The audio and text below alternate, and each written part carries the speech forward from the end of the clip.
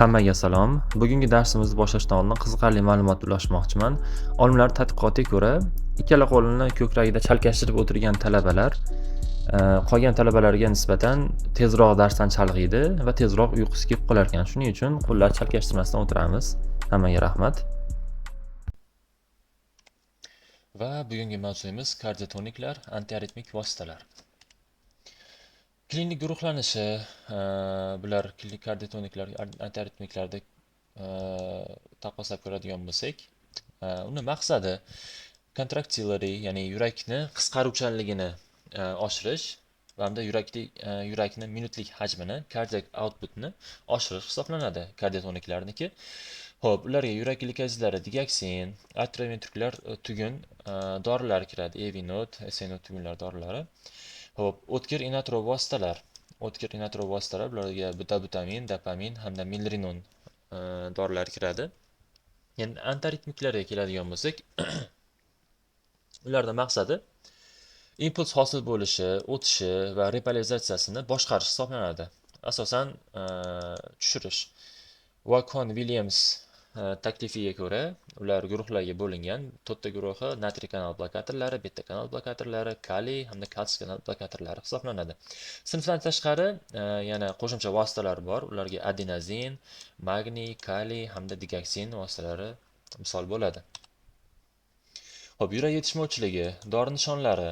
Xo'p, bizda dori nishonlari bor. Ta'sir qiladigan birinchisi kontraktility, ya'ni yurak qisqaruvchanligi, zarb hajmi hamda yurakni minutlik hajmi, cardiac output.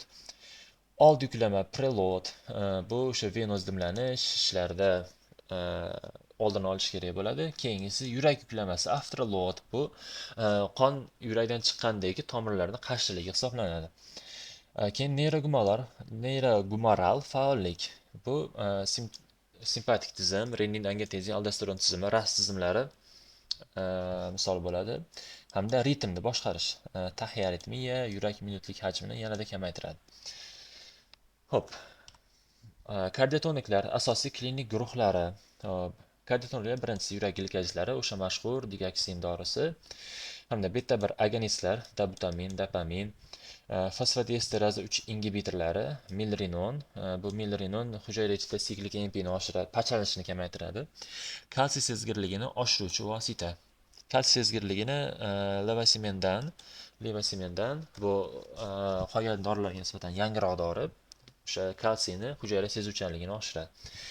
Kontraktil apparat modulyatori, bu omecamtiv hamda mekarbil dorilar hisoblanadi. Musbat inotrop ta'sir.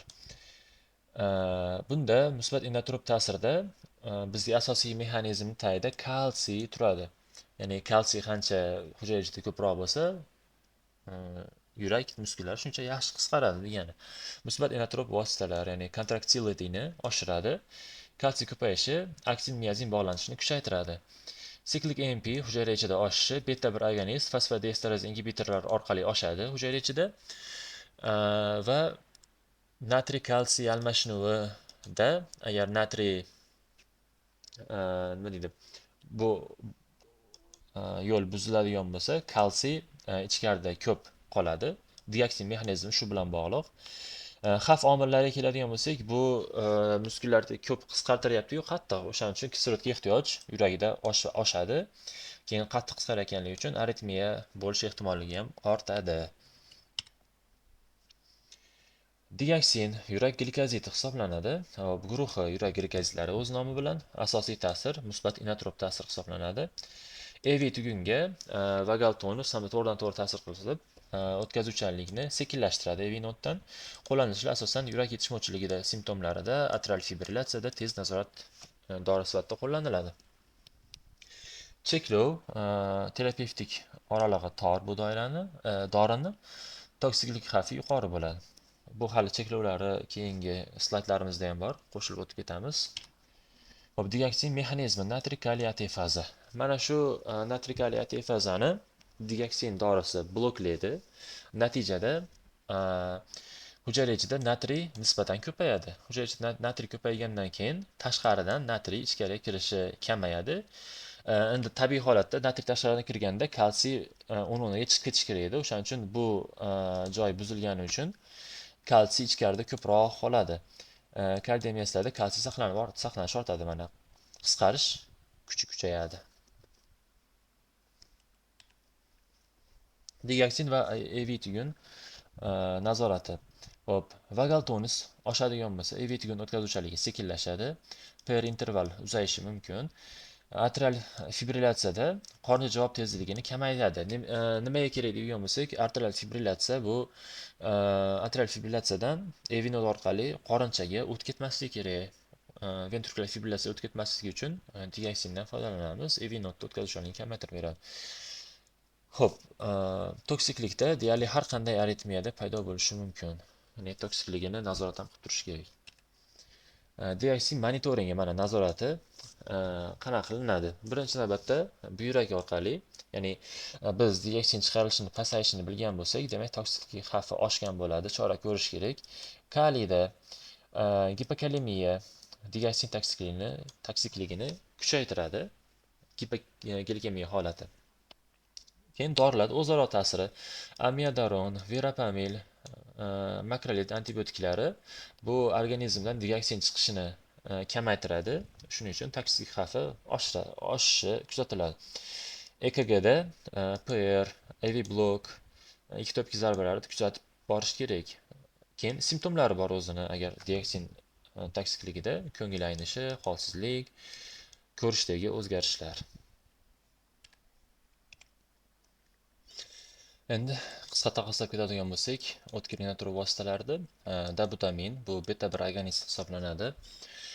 Yurakni minutlik hajmi outputni, kardiak outputni oshirib beradi. Dopamin bu dozaga bog'liq adrenergik ta'sir ko'rsatadi. Bemorga milrinon bu fosfodiesteraz 3 ingibitor hisoblanadi. Inotrop hamda vazodilitator ta'sir ko'rsatadi.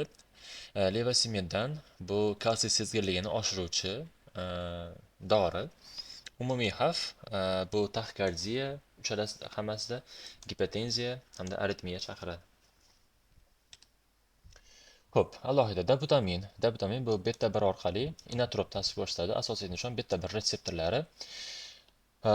Bu beta 1 retseptorlariga ta'sir ko'rsatgandan keyin hujayra ichida siklik MP oshadi, kalsiy oqimi kuchayadi. Yurakni minutlik hajmini oshirib beradi. Qo'llanilishi o'tkir dekompensatsiya holatlarida, past perfuziya holatlarida qo'llaniladi. Xavf taxikardiyaga xavf bor, anginaga hamda aritmiyaga xavf bo'ladi.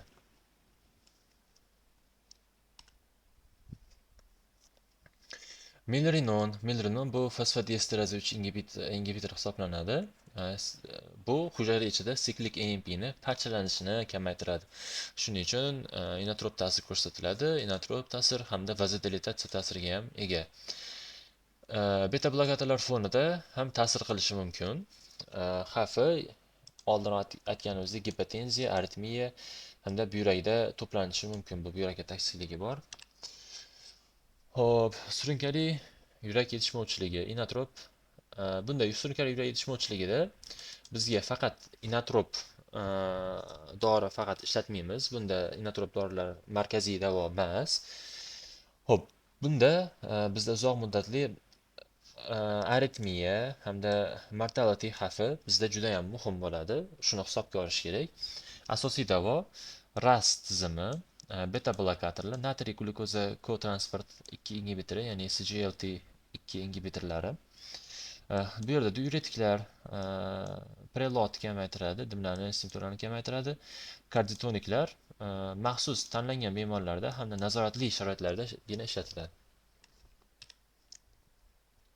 Hop, aritmiyani qilishdan oldin, ya'ni aritmik dorilarni gaplashishdan oldin aritmiyani ritmlarini farqlash kerak. Ritm turi supraventrikulyar hamda ventrikulyar ritmlarga bo'linadi.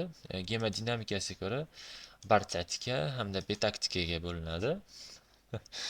Hop, maqsad tezlikni nazorati yoki ritm nazorati. Tezlik nazorati deganda, masalan, shoshilinch holatlarda, masalan, arterial flutter yoki fibrillatsiya bo'lyapti.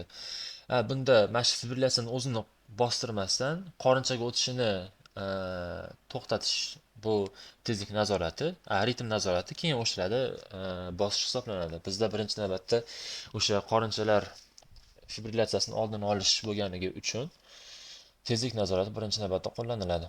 Substrati, ya'ni ishemik yurak kasalliklari, yurak yetishmovchiligi, struktura o'zgarishlar. Struktura o'zgarishlar bu bunaqa infarkt holatlari.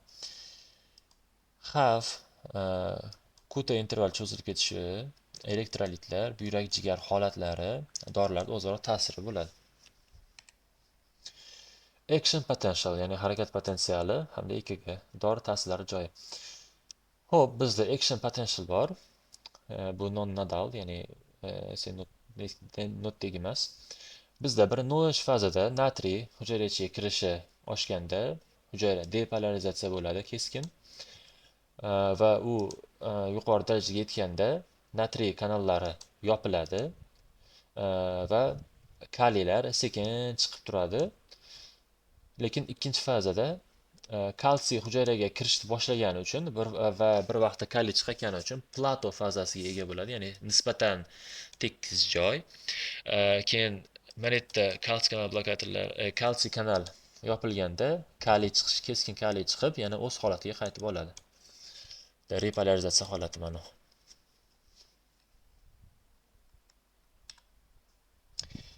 Aritmiya mexanizmlari 3 asosiy yo'li bor. Ya'ni aritmiyani 3 ta asosiy yo'li bor. Avtomatizmni oshishi, ya'ni ektopik o'choq faollashadi. Triggered activity, ya'ni mana bir trigger bo'lishi kerak. Buni erta yoki kech depolarizatsiyani olishimiz mumkin. Re-entry, ya'ni qayta kirish. Bu nima degani? Impuls qayta o'zini impuls chiqarishga undaveradi. Impuls yopiq yo'lda yoki qayta aylanadi. Hop, o'tkazuvchanlik hamda refraktorlik nisbatlarini hisobga olish muhim. Preparatlarni tanlash mana shu mexanizm hamda xavf guruhlariga bog'liq. Endi antiaritmiklarni tasniflashga keladigan bo'lsak, Wakhan Williams tomonidan tavsiya etilgan 4 ta guruhga bo'linadi. Birinchi guruh natriy kanal blokatorlari, ikkinchi guruh beta blokatorlar, uchinchi guruh kaliy kanal blokatorlari, to'rtinchi guruh kalsiy kanal blokatorlariga kiradi. Va sinfdan tashqari qo'shimcha preparatlarimiz bor: adenozin, magniy, kaliy hamda digoksin. Birinchi sinf natriy kanal blokatorlari haqida gaplashadigan bo'lsak, birinchi A guruh, bularga prokainamid, kinidin kiradi. Bular natriy kanal blokatori, lekin shu navbatda kaliy kanalga ham ta'sir qilishi mumkin. O'shaning uchun QTni uzaytirishi kuzatiladi. Birinchi B natriy kanal blokatorlari, bularga lidokain, miksilitin kiradi.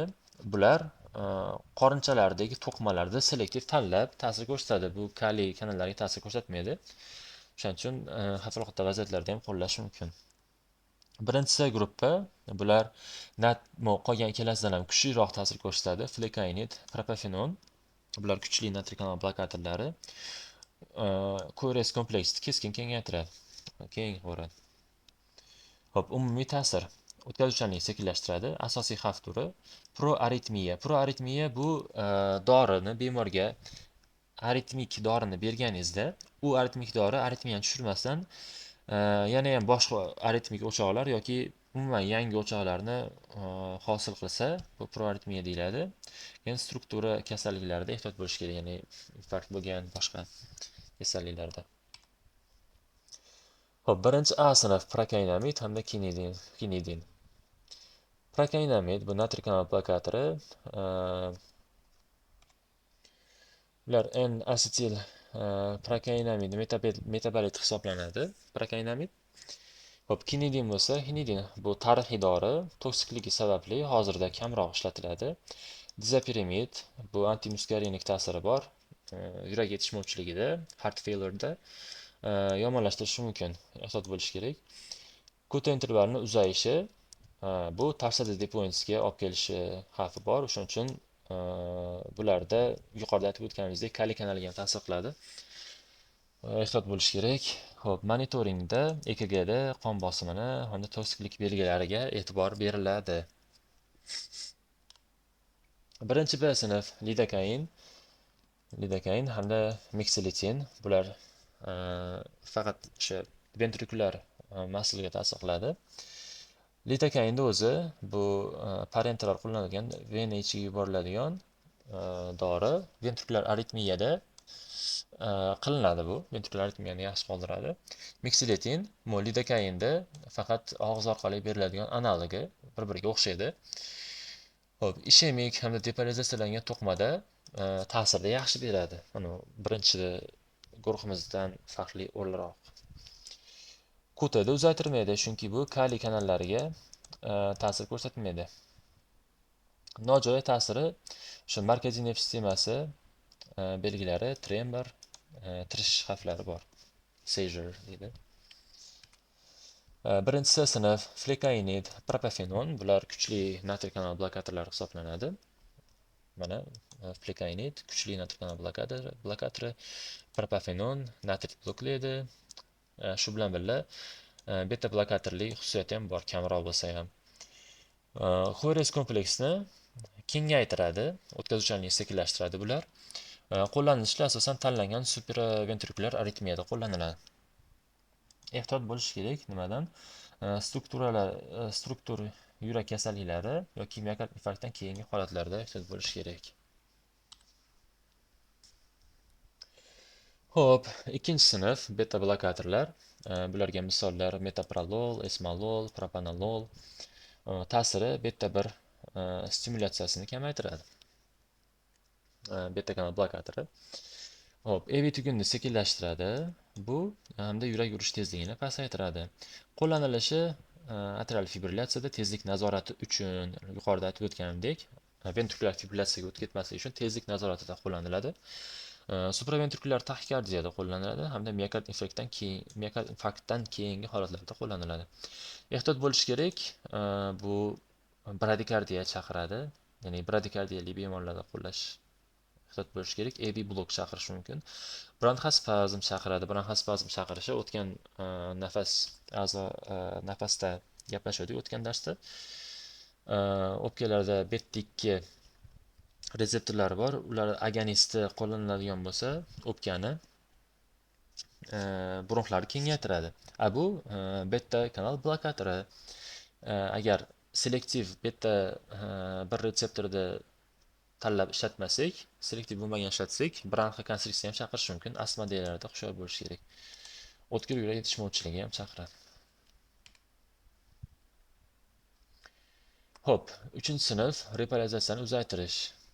Ya'ni kaliy kanal blokatorlari. Ulardan birinchisi amiodaron. Juda ko'p kanallarga ta'sir qiladi. Yuqoridagilarga hammasiga ta'sir qiladi. Kalsiy kanallariga ham ta'sir qiladi. Keng qo'llaniladi bu. Satalol, beta blokada hamda kaliy kanal blokatori hisoblanadi. Dafitilit, bu kaliy kanal blokatori. Kutada oshiradi, albatta yuqoridagilarga o'xshab. Shuning uchun monitoring qilish kerak, bo'lmasa tarsada depointsga o'tib ketib qoladi. Ibutilit bu atrial flutter fibrillatsiyada nazorat uchun beriladi. Tezkor nazorat. Xo'p, asosiy xavf bo'ladi kuta uzayishi hamda testada depoints kelib chiqishi hisoblanadi.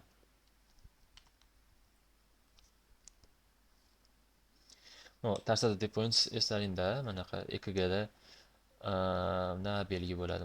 EKG bo'lsa na ko'payib, ozayib, yana ko'payib, ozayib, mana esda qoladigan EKG bo'ladi.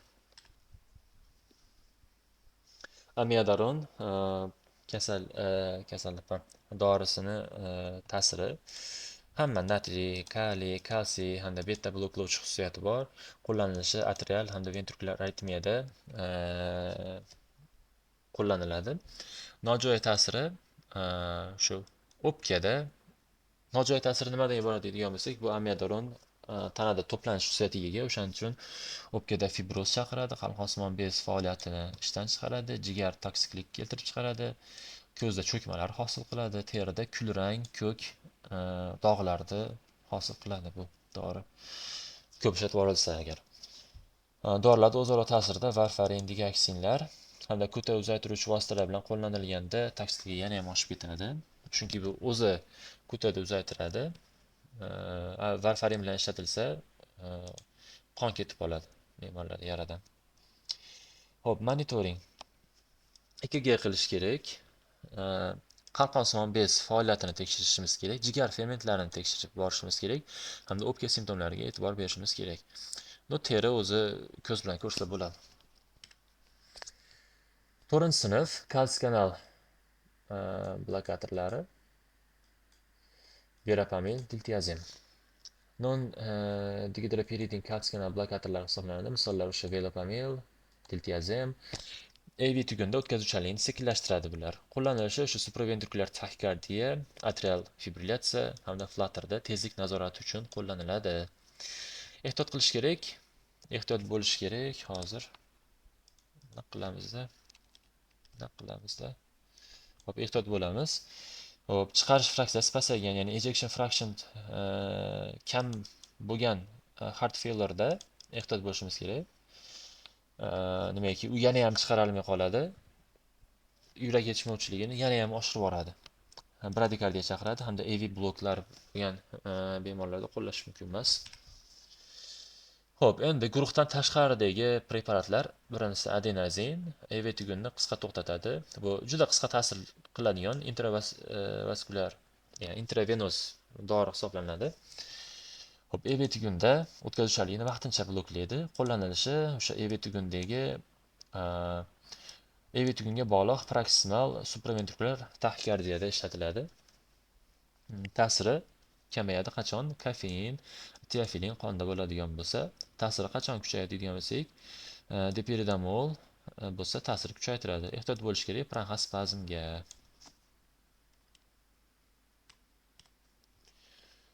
Xo'p, elektrolitlar, magniy hamda kaliy. Birinchisi magniy, bular tarsada depoins agar kuzatiladigan bo'lsa, birinchi qator dorilar hisoblanadi. Magniy berilsa, tarsada depoins qoldiradi. Kaliy bo'lsa, kaliyda ehtiyot bo'lish kerak. Agar gipokalemiya bo'ladigan bo'lsa, aritmiya keltirib chiqarishni kuchaytirib yuboradi yoki aritmiyani kuchaytirib yuboradi. Dioksin toksikligini biz yo'q qilishimizda diuretiklardan ham foydalanamiz. Agar diuretiklardan foydalanadigan bo'lsak, kaliy bilan magniyga ehtiyot bo'lish kerak. Ular ham birla peshob bilan chiqib ketib qoladigan bo'lsa, mana bu yerdagi aritmiya kuchayib ketadi. Diuretiklar, mana shu elektrolit yo'qotish xavfi, mana aytib o'tganimizdek. Monitoringda EKG, qondagi kaliy, magniy, buyrak funksiyasi baholanadi. Atrial fibrillatsiya. Atrial fibrillatsiya bu o'sha bo'lmachalarda tartibsiz impulslar orqali qisqarishi. Fibrillatsiya, titrash, flutter deyiladi. Endi bu tartibsiz qisqarishni boshlaydi.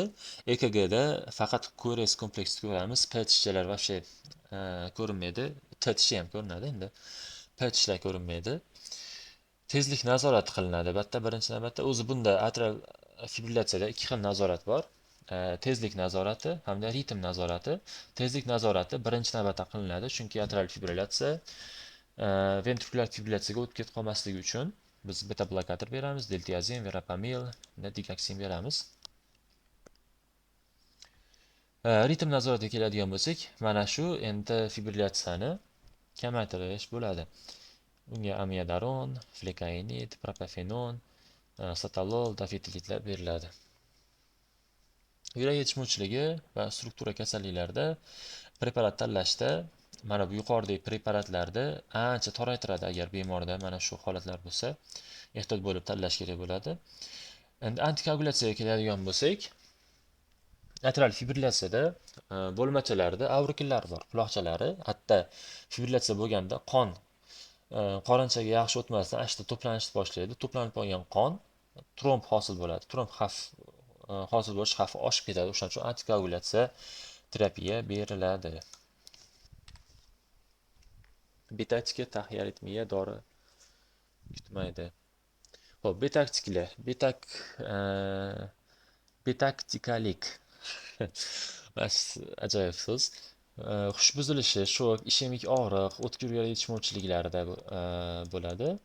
Keng QRS yoki juda tez ritm xavfini oshiradi bu. Asosiy taktika sinxron kardioversiya yoki defibrillatsiya beriladi, qilinadi. qorincha fibrillatsiyasi yoki pulsiz qorincha tahikardiyasida amiodaron yoki lidokain birinchi navbatda yordam sifatida beriladi intravenöz. Farmakologiya, hop hozir eraser. Mayli. Elektr davo o'rnini bosmaydi. Fibrillatsiya. Antiaritmik tanlash bemorlarga xavf omillari. Strukturaviy kasalliklarda birinchisi guruh sinflari xavfli bo'ladi. Chiqarish funksiyasi pasaygan, ya'ni ejection fraction pasaygan heart failure'da ayrim dorilar cheklanadi. Yuqorida aytib o'tgan dorilarimiz, eslab ko'ring. Kuta uzayishi 3-sinf natriy kanal blokator EOE, 3-sinf kaliy kanal blokatori hamda 1A natriy kanal blokatorlari berishda ehtiyot bo'lish kerak. Nimaiki birinchi A guruhlari ham kaliy kanallarga ta'sir qiladi. Kuta uzayib ketadigan bo'lsa, tarsada depoins tushundilaring. Hop, buyrak etigar nazorati. Bunda organizmda doza to'planishi hamda toksiklik xavfiga monitoring qilinadi. Shu bilan bir qatorda dorilarda o'zaro ta'siri ham ko'rib chiqilishi kerak. Digoksin, varfarin, makrolid, azol, mana antizamburug' antifungal dori. Bular o'sha organizmdan chiqib ketishini kamaytirib, toksiklikni oshiradi. Proaritmiya bu antiaritmik dori yangi yoki og'irroq aritmiya chaqirishiga proaritmiya deyiladi. Kuta uzayishi bunda tarsada depoins xavfini oshiradi. Ko'rez kengayishi o'tkazuvchanligini sekinlashtirib yuboradi. Bradikardiya va EB blok tugunlarida ehtiyot bo'lish kerak. Mana shu tugun dorilaridan hop oldini olish, unda EKG monitoringi, elektrolitlar, doza nazorati, o'zaro ta'sirlarda dorilar to'g'ri tanlash talab qilinadi. Hop, dorilarda o'zaro ta'siri mana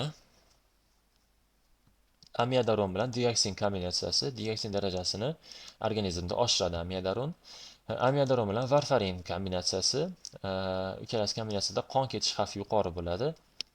Makrolid hamda azol preparati bunda kuta intervalini oshiradi hamda metabolizm muammolari keltirib chiqaradi. Beta blokator bilan kalsiy kanal blokatorlarining kombinatsiyasi bradikardiya va kuchli atrioventrikulyar blok chaqiradi. Diuretiklar bilan digoksin kombinatsiyasi kaliy, magniylar chiqib ketishini ko'p chiqib ketadi hamda aritmiya ko'proq, yana ham ko'proq rivojlanadi hamda toksiklik kelib chiqadi. Preparatni tanlash. Birinchi navbatda preparat tanlayotganimizda ritm qanaqaligini aniqlaymiz. EKGda ya'ni ko'rez qanchalik, intervali kuta interval qancha, EV blok bormi yo'qmi, masofasi qancha, shularga qarab bog'liq tanlanadi. Bartaktikalikni baholash, ya'ni shok, ishemiya holati, o'tkir yetishmovchilik holatlari bormi yo'qmi, maqsadini tanlash. Nima maqsadda dori beryapmiz? Shunga qarab inoterapiya maqsaddami, tezlik nazorati sifatidami yoki ritm nazorati sifatidami berayotganimizni tanlab olishimiz kerak. Va berayotgan dorimizda organizmda xavf omillari bormi? Masalan, yurak yetishmovchiligida qaysi dorilar berish mumkin emas, struktura kasalliklari, infarkt, elektrolitlar miqdorlariga e'tibor qilinadi. Hop, monitoring rejasi yoziladi. Berilgandan keyin EKG turiladi, laboratoriya dorilar o'zaro ta'siri tekshiriladi. Va darsimizni yakunlashdan oldin qisqa yana taqqoslash. Hop, kardiotoniklar maqsadi contractility, ya'ni yurak urishini qisqarishini kuchaytirish. Ularda misollari digoksin, dabutamin, milrinon. Asosiy xavf aritmiya chaqirishi mumkin, kislorodga ehtiyoj oshiradi, toksiklik xususiyati. Monitoringda buyrakda ajralishlarni ko'rish kerak, elektrolitlar qancha qolgani, miqdori, qon bosimi hamda EKGda tekshirib turiladi. Endi antiaritmiklar maqsadi ritm va tezlikni boshqarish, asosan tushirish bo'ladi. Ularda prototiplari amiodaron, lidokain, beta blokatorlar, verapaminlar hisoblanadi.